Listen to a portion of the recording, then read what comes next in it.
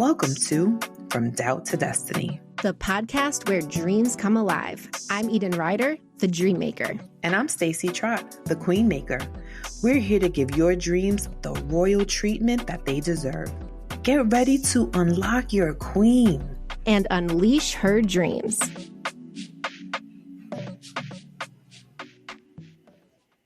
Welcome to From Doubt to Destiny. Thank you for joining us today.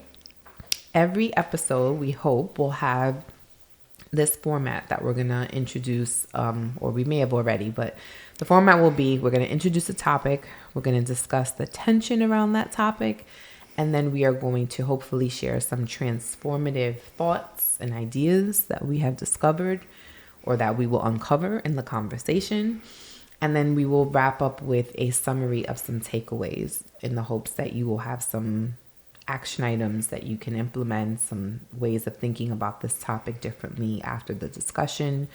And then we have our development journey path where we're going to kind of walk through how you can take a thought of an idea around this topic from doubt to destiny. So we hopefully guide you through it. Happy accident that we just kind of figured that out. So our topic today is, drumroll, imposter syndrome. That's a weighty topic. That's a weighty phrase. What does it even mean? It probably means something maybe slightly different to each person and how they're thinking about it. I think it's very personal and subjective, but it's something that many women face. I will say, just without looking at a definition, which I will read in a moment, when I think of imposter syndrome, I just think of feeling like a fraud. So you're showing up in a room and you're either like, how did I get in this room? I don't belong in this room. Or I'm not going to go for this thing because I don't belong in that room. It's a lot of like, should I, shouldn't I, and I shouldn't is the outcome. So feeling like a fraud is how I would say. I remember it's bringing back a huge imposter syndrome moment for me.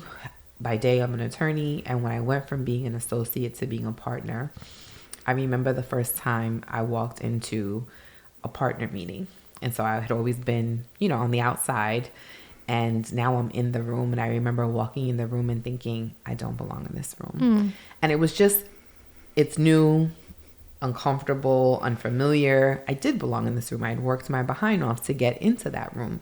But the feeling that showed up is more like, you're a fraud, you shouldn't be in here. And so that's probably what I would say imposter syndrome feels like. That's how it showed up for me in a very vivid way in a moment in time. That all these years later, I still remember. It was like over a decade ago, and I can still remember what the room looked like, what I felt right, all those things. So imposter syndrome is weighty because it's a strong feeling that can prevent you from either doing or being. So when I Googled what does imposter syndrome mean, the definition that came up is the persistent inability to believe that one's success is deserved or has been legitimately achieved as a result of one's own efforts or skills. So that example is exactly that. I had done the work, I had achieved the title, I was legitimately in the room, and yet I walked in thinking, you don't belong in here. So that's the tension, I would say, around that word. And I gave an example of how it has shown up for me. I could probably give you several more, but Eden, how would you define imposter syndrome for you, and an example of how it shows up? Yeah, I think for me, the feeling is more when I'm like trying something new or considering it, it's immediately this like little voice in my head of like, who do you think you are? Like kind of why you, or like, you're not that special, or like, why would you ever think you could do this? And then I think of all these like amazing people and I'm like, well, of course it makes sense for them, but like, I'm not that level. Yeah. And I think most recently where it like really showed up was when I was like left the corporate world and I was like on maternity leave with my daughter. Well, I had already made the decision of like, I'm not going back to the corporate world and like staying home with my daughter. And I'd always desired to like start my own business.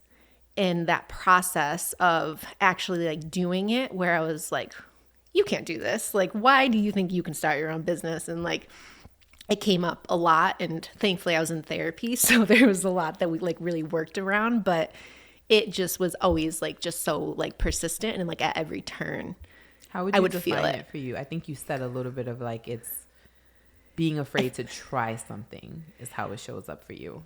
More than I achieve something and then like. Yeah, I was gonna say, it's not the achieval of it. I think for me, it's more, because I think for me, like certain things, like I don't think I had so much weight on them. So like I was find like success easy in ways, but that wasn't what I found the value in. So I was like, oh yeah, I did that, but that's not like really what I'm looking forward to doing in life. Where I was more like, I think maybe because it wasn't like, I wasn't career driven. Yes. Like it was more like become a wife, become a mom, where now it's like, I'm actually following my dreams. So these are things that actually have weight to me. Yeah. So now that I'm like thinking about doing these things, I'm like, shoot, like, can you actually who do you do think you this? are? Yeah. Like, so who do you think you are? Like, why do you think you can do that? So I think for me, it shows up more. I think it's a worthiness, actually, strangely. I think it actually does fall into like a worthiness thing for me of like enoughness and like, am I worthy of that? I love that. Is enoughness a word? If it's not, I don't think it's probably not. No, I make up words. I love making up words because then you know when you're using them, like I mean it. It's your emphasis and impact. Words we like. So enoughness, I love it. That's actually we're going to do something on enoughness. Because like worthy is very popular. Now, speaking of worthy, there is an author who wrote a book that has a quote and some statistics. So why don't you share those with us? So Jamie Kern Lima, she's one that founded It Cosmetics, and she recently came out with a book called Worthy. But she had so before the book came out, I'd seen she had an interview with Oprah of all. Yes, how amazing! And she read those statistics that kind of, I believe it kind of like it was like a big like eye-opening factor when she was writing this book. But it says right now, 80% of girls and women don't believe they're enough. 75% of female executives deal with imposter syndrome, and 91% of girls and women don't love their bodies. So hold on, let's slow down so people can digest that. What was the first one? 80% of girls and women don't believe they're enough. Okay, that's so enoughness. I feel like that's kind of where I was falling. Like I'd say I fall into where I feel like aligns with me. And that's 80%. So that's like, what is that? Not many. That's most. Right. Okay. Say majority. And then, and then 75% of female executives deal with imposter syndrome, which is interesting because I feel like that's what you were saying. Yes. I'm an executive in the business world, a woman who's accomplished a lot, and yet sometimes I walk in rooms and it's this little voice that says, who do you think you are? Yeah. You don't belong in here. Right. 75% of women are feeling women executives, is what you just said. Are saying they deal with imposter syndrome. Okay. It shows up. Imagine if I knew when I walked in a room that 3 out of the 4 women in the room are probably exactly feeling the same way. Correct. So this is why knowing these stats is really important. I want to slow down and pause on the emphasis of it. Okay. And then the last one, which was like the highest number, makes me sad. And yes, that 91% of girls and women don't love their bodies. So I think that falls into like worthiness and enoughness. Totally. I remember watching something that just pops into my mind of a mom who was always criticizing her body in front of her daughter. Do you? No, but it's funny. Today it came up while we were getting our makeup done. Yeah. I had that conversation literally with your makeup artist. Yeah. We were in different chairs, not near each other, so I didn't hear the conversation. Yeah. And it was like not knowing the thing that I saw, I don't remember where I saw it. It was years ago, but the little girl developed a issue with how she saw her body, not based on her own perspective, but from watching her mom criticize her body. She then absorbed that and thought that was how she was supposed to see herself. Right. So little girls and women are having 91%. That's almost 100. Yeah, it's heartbreaking. Which is terrible. Yeah. Yes. So those stats are important to mention because those are a motivator or examples of imposter syndrome. Okay. And that was a motivator for her book. Yeah. And then, which we thought was very interesting reading this. So I've seen snippets of the book. It's on my read list for sure, so highly recommend it. But Jamie says she wrote Worthy for you if you have some self-doubt to destroy and a destiny to fulfill. How apropos. Yes. So yeah, self-doubt to destroy and a destiny to fulfill. Very much in line. Maybe at some point we'll have her on the show so we can have a conversation with her about it, right? We're putting it out there. So because she wrote that somewhere sitting in another part of wherever of the world, right? With that thought, that quote got crystallized, and somewhere in another portion of time, we were being guided to create this podcast, and we came up with from Doubt to Destiny. I don't think it's a coincidence that those two things are aligning in this moment. So, okay, so we know what it is, or at least we know some examples of how it shows up. And so I would say the tension around that is, it's a negative thing if you think about it. If we ended the conversation right now, I would say imposter syndrome is terrible. Yes. It produces these terrible statistics. It shows up in these negative ways. And many people who are encounter it, it's a burden and not a benefit. So, okay, let's move from the tension into some transformative thoughts, because we can't end it with the tension. We just can't end with the tension.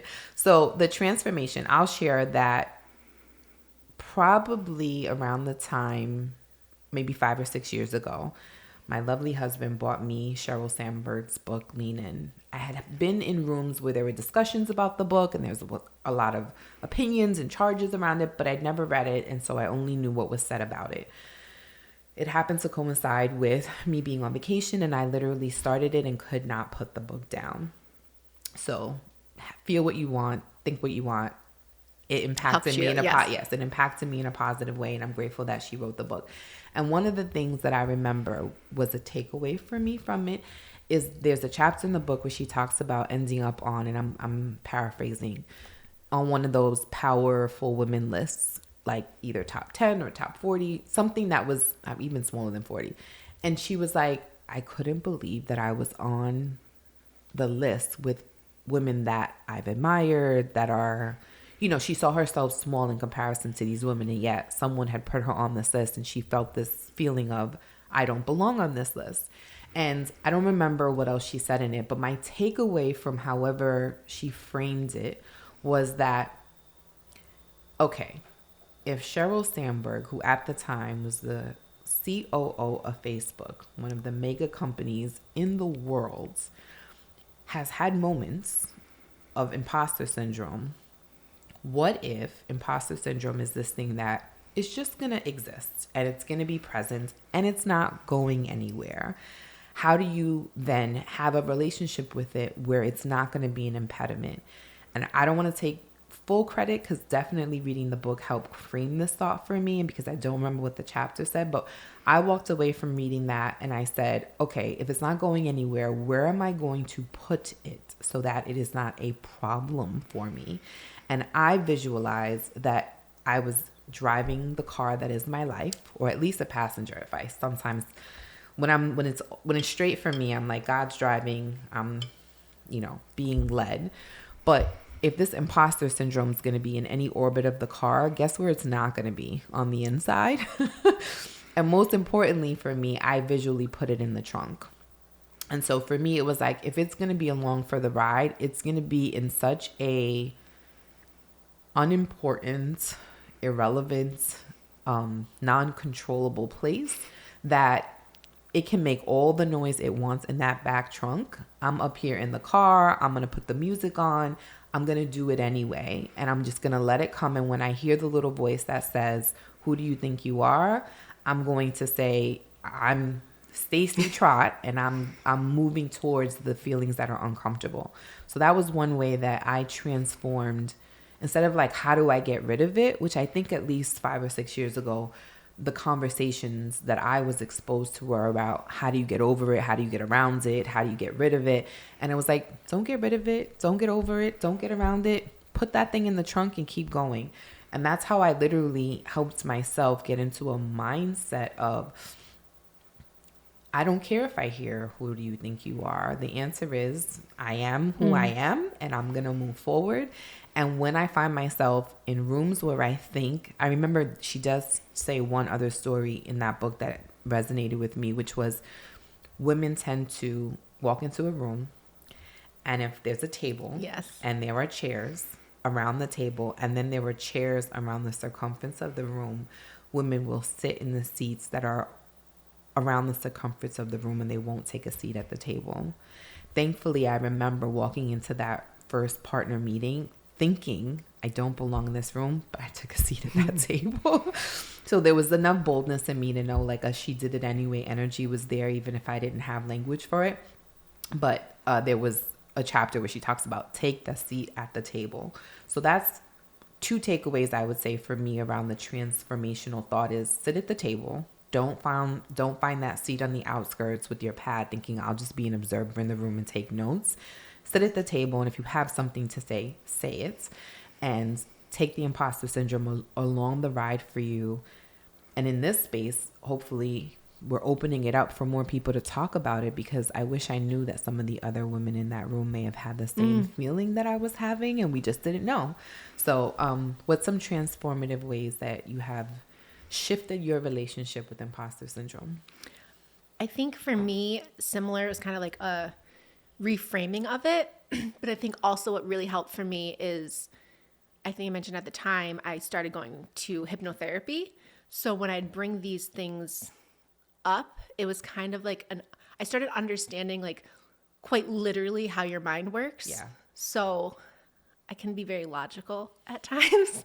Which is a good thing. Yeah. So like understanding like a science behind, like I'm very like faith-based and all of that, but then also sometimes I'm like, okay, this is just how it works. So like understanding that kind of gives me like a permission of like, just this is how it works. So understanding that it's like, oh, it's not me. Like it's just, this is what happens. So understanding that like your mind is literally at all times calculating, like, is this good for me? Is this bad for me? So like flight or fight is like kicking in. So if you're used to always like your mind, like you want to be comfortable. So you want to be in a place that you're safe. I know this. I can go onto autopilot. I can do this every day. Like you're subconsciously can just kick in and like you're going. There's no danger. So actually, like the therapist at the time, he even gave the example of like, think about something as simple as like if you move the trash can in your house, how many times are you going to automatically just go back to where it used to be? Yeah. So it's not that like you just move the trash can, like it's not that serious, but you for so long have done some things differently that it's going to take a while for you to acclimate to the fact that it's now here. So even when you're trying something new, it's not that you're like not good at it, you don't deserve it. It's just literally it's change. It's new. You're not used to doing this. And also you've like, your brain has created pathways in your brain to do it this way. And now you're basically saying it like, we're not going down this path anymore. We're going to forge a completely new one and make that one obsolete. So hold on one second. Are you saying that that's imposter syndrome in that moment when you're trying to reprogram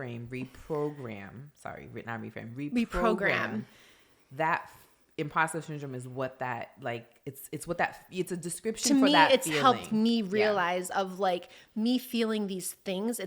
We don't need to label it bad. Like your survival mechanism is kicking in of like literally asking you like, am I in danger? Yeah. Like back whenever, like, is there like a saber-toothed tiger about to run after me? Like, it's literally just like instinctual instincts, like kicking in anymore.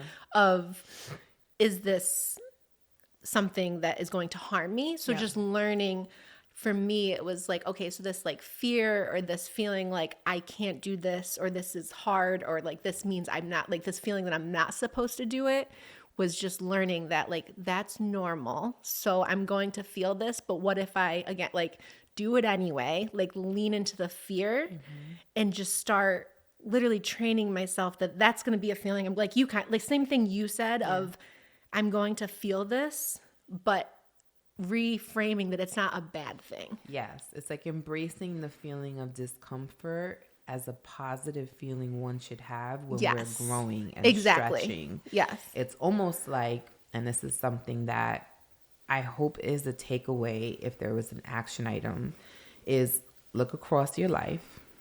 If you can't find an area, not that you're unhappy with, but that you're not uncomfortable in, right, then I would challenge one to think, am I growing?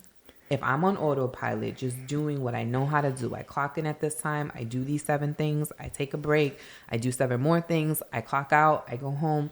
It's almost like I could do it with my eyes closed. Then you're probably not feeling imposter syndrome around that thing. And then the next question is, should I be still doing this thing, or should I possibly be considering ways to level up? Yeah. I heard someone say, again, don't know who to credit it to, but they helped me have another thought. Sheryl did with her lean in examples. And then this one was, imposter syndrome is just what one feels like when you're trying something new. They're, like you said, it's a different thing. I'm in a new space. I'm in a new place.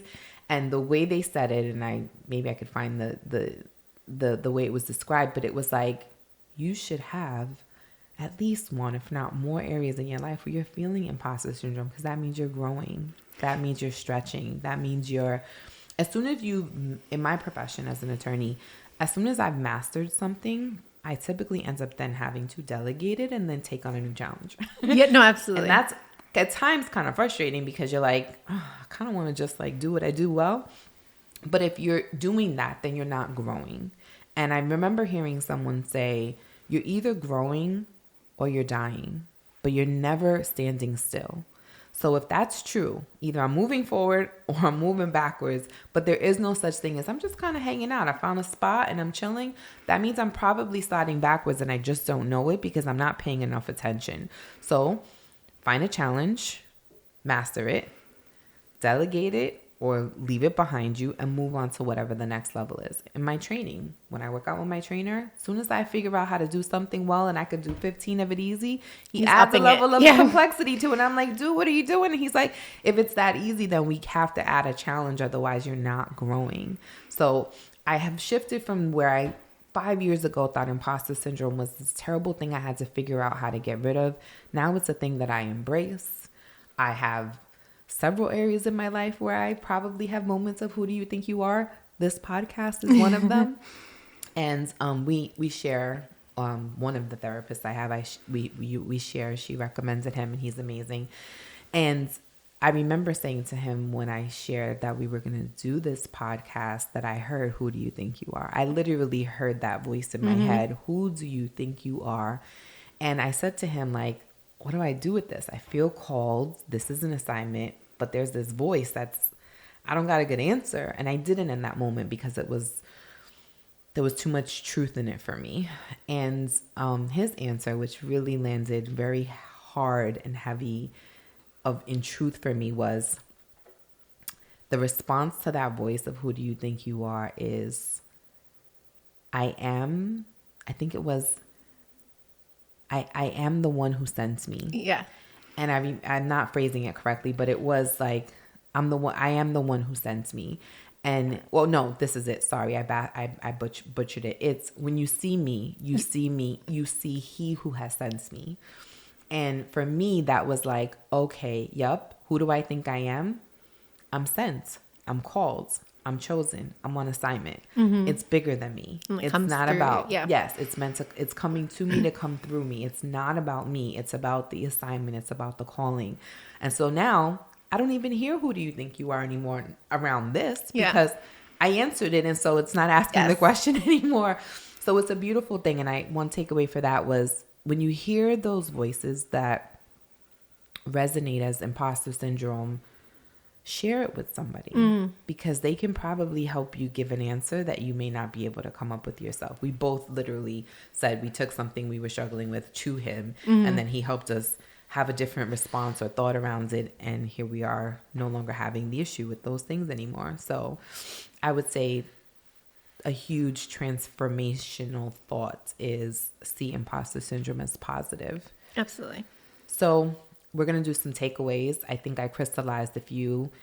Eden mentioned some. I'm going to reframe. I'm just going to reiterate the two that I think are takeaways. One is see it as a positive, embrace it, run towards it, and also reposition where it sits in your life, knowing that you're likely not going to be able to get rid of it, but you can neutralize it by, my example, put it in the trunk so you recognize it's there. So when it pops up, if it's in the trunk, you're not like, where the heck did this come from? Correct. It's not leading the way. Let it be behind you so that when it shows up, you're not like, how come I haven't conquered this? Why haven't I gotten rid of this? It's like, no, it's very common. We just gave you some statistics.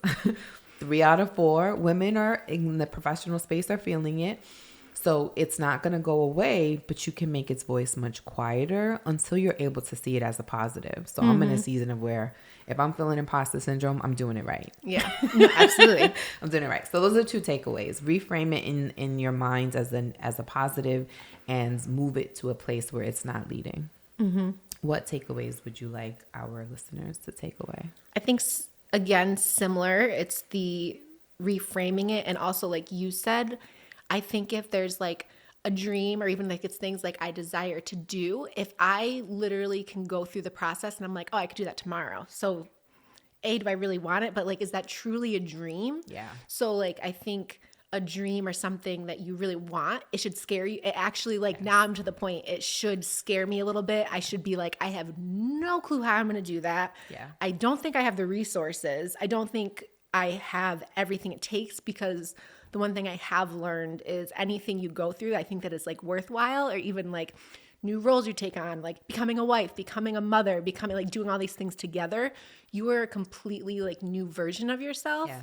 So the person that is going to fulfill that destiny or be that, like, you can't know all those things because She doesn't exist yet. She doesn't exist yet. Yeah. Which is like, again, it's actually now like a beautiful thing, because everything you're going to go through, and if it is like a little bit of a struggle or like it's hard, like the person you're going to be on the other side is amazing. So if, again, like, I think it's, if you can reframe it of, if it's something that I could do right now, maybe you're not like dreaming big enough, or maybe that, go act on that. You probably should be doing that, but I don't think you could be pushing yourself a little bit more and maybe actually like dreaming a little bit bigger, or really kind of going after it. So reframing it into a good thing, leaning into the fear, and dreaming big. Like, so I think if the imposter syndrome is present, it's legitimately validly here for a good reason. Yes. Right? Like, this is something I should feel an imposter in, because I'm in a thing that I've never done. And if it's not, before. maybe like sit down and be like, what if I dream just a little bit bigger? Like, I remember hearing what you just said, which is, if your dreams don't scare you, they're not big enough. Yes. I think that was the quote. Don't know who to give credit to, but when I heard it, I'm like,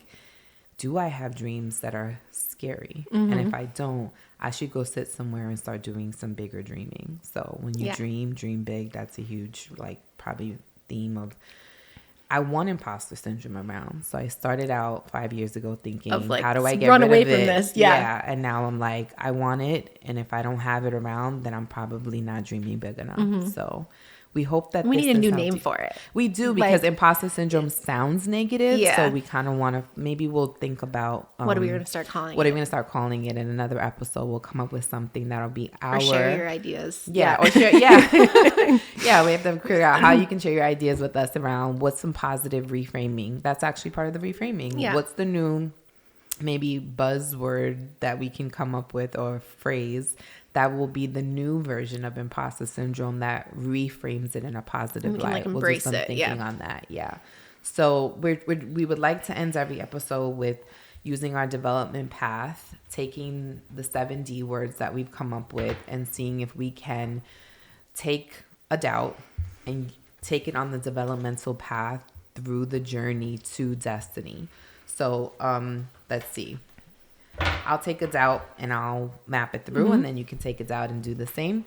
So I would say a doubt for me was, I mentioned it a little bit earlier, was shifting. So professionally, I started working out at a law firm, and that was the only place I knew was, where I was almost like professionally born and raised, is what I'll say. And stepping outside of that box, there was doubt that I could succeed outside of that box. And I took that doubt and I said, what if I discover in my mind, what are the possibilities of where I could go, what I could do? And I decided to start, the next D is discernment. I started discerning that it was time, almost like the box I was in started to feel too small, and it was time to make a shift. I made a decision that I was going to step out of the box, doing it afraid. And the decision to step out of the box went from scary, doubt, to exciting, because I started dreaming about the possibilities of what could come on the other side of stepping into the unknown. The doing was the execution. I did it. I stepped outside of the box, and I'm living in a destiny, I will say professionally, that is definitely beyond where the doubt started from. And I'm grateful that I didn't stick with the doubt, sit with the doubt, let the imposter syndrome rule and reign, and prevent me from moving towards destiny. So that's an example of how you can take something in your life that, I'm saying it in the past tense because it's one I did, but you can take something that maybe now you're like, this is something I'm doubting myself about.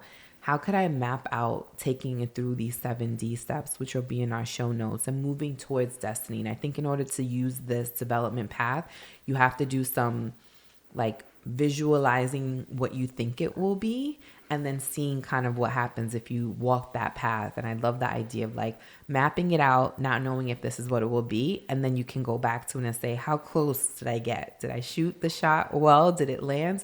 And it's okay if it does or it doesn't. That's not the point. The point of the exercise is to get your brain to move from a doubt to the dreaming of taking it to a space of destiny. So we wouldn't be here if we didn't take, okay, there's something going on, and what are we going to do with it? We're sitting in the destiny. So do you want to take a development journey with a doubt you had, Eden? Yeah. Excuse me. So I think I would say the one that is most recent, and I feel like I'm still on actually this path, is when I was starting my own business, there was a whole doubt of even getting to that point. But then when it was like time and I'm like, what am I going to do? And all of that, I went quite literal. Yeah. Like I used to do event planning for a company. Like now I'm going to do event planning for myself. And it felt big in the sense that it was going to be my own business. But I can't say I was like super passionate about it. I was trying to add in all these like wellness aspects, and like the focus was not on the event. It was on like adding all this other stuff. So I distinctly remember I was like super emotional this one day, like literally in tears. And like my husband's like, like, this is such like an exciting thing. And like, why are you not excited? Not excited. And like, I can tell if I say like one wrong word, like you're going to burst into tears. Yeah. So I remember like my eyes were like full of tears, like welling up. And he was like, what is it that you want to do? So I had gone through all of these things, again, like the discovery process of like all these ideas and like the event planning and all of that. But I remember in my gut, there was something else that was saying to me, but this is where the imposter syndrome coming in, where it was like, who do you think you are? Like, you cannot do that. You wouldn't even dare say it out loud. No, I wouldn't. I mean, I'm about to in a second, but like at that, at that time, like I held it in for literally months. And even Yeah. like my husband, who I wouldn't even say it to him because Yeah. I'm like, that's a joke. But he discerned. So the that there was discernment, something. interestingly enough, I wouldn't even say was mine at It was his. It was his, where he knew for sure. Like she's like, yeah, okay, like I'm gonna she needs to figure this out for herself, but I know this isn't it. Yeah. And in that moment, in my gut, everything was telling, like it was screaming, and I just literally didn't have the words to like bring it into like life of actually speaking it out loud. So I was like, yeah, event planning, like it's it. He's like, okay, well then I think you need to get a bit more excited about this. So I would say then I did follow that. I actually did do my business, but within that it was becoming like clearer and clearer. So the thing I was like so afraid to say was like, I feel like the term like life coach has just been thrown around so much and has turned into this thing. But I remember like listening to Lisa Nichols, and she like actually goes through this entire visualization process. And like I was in tears by the end of her like explaining just this process of like you being that. And I'm like, that's exactly what I want to do. But like, that's so corny. Like I just was giving all these judgments of it. But then I made the decision like, you know what? We're going to lean into this, and I'm going to let's say I do it. Like, what does that look like? Well, you went from the decision and you married it with the dreaming. Yeah. Like, so then I started dreaming. Like, what if? Yeah. So then I hypothetically speaking, right. Hypothetically speaking, what does this look like? Right. So I'm very like a visual, and I like planning. So I like in Canva made this entire mind map of like, what does this look like? What's the big dream? And funny enough, maybe I did share, but like I even had like podcast on there, not even thinking like, I would ever actually do it together at this point. So really started like dreaming. And funny enough, that was a year ago, like right around now. It was March 2023. And then the doing kind of started in like other way. Like I started doing little way, like actually really like acting on it. And I actually think I like reversed some of this. I started kind of as if I was like living in my destiny of like, okay, what does this look like? I started really actually like leaning into social media. Like I'm going to start posting about this stuff, talking about this stuff, having conversations with friends. So yeah, like that was my doing. And then you started taking action connected to the thing you were dreaming about. And then And I was actually doing a lot of like coaching programs with women and everything. And then finally I was exploring actual like certifications.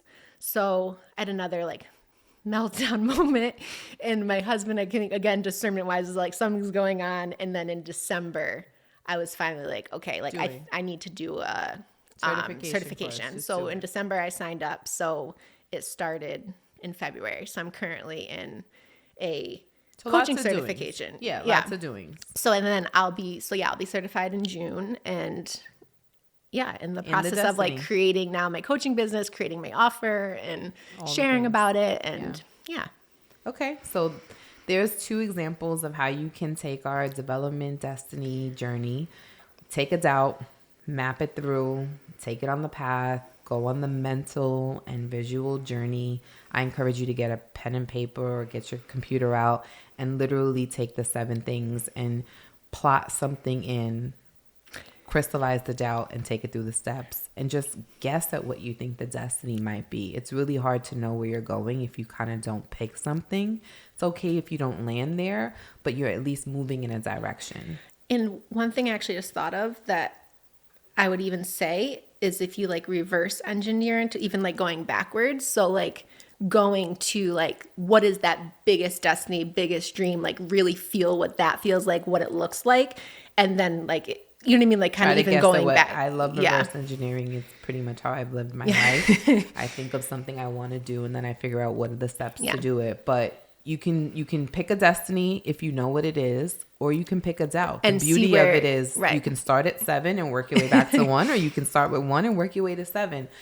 Do it however feels authentic to you, and we're all going to be in different places. So some people are like, I know exactly where the destiny is. I've just been too afraid to get there.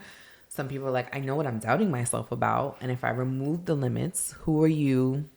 What was it? Uninterrupted. Remove the interruptions, which is the voice of the imposter syndrome, and dream. And you can do it privately. Absolutely. Right? So then it's like, I had to do that for months. Right. And to each his own, right? Some people do it privately. Pull in a girlfriend and say, you know, I listened to this podcast. It opened up some pathways in my brain. I'm thinking X, Y, and Z, and share it. And if it's a trusted friends, you can say the thing maybe you're afraid to even reveal to yourself. Everybody's process is different, so you may process internally. I actually sometimes don't know what I'm thinking until I start talking to somebody. And it's in the talking that I discover things that I say a doubt. I discover, wait a minute, that's actually not true now that I've actually heard myself say it out loud.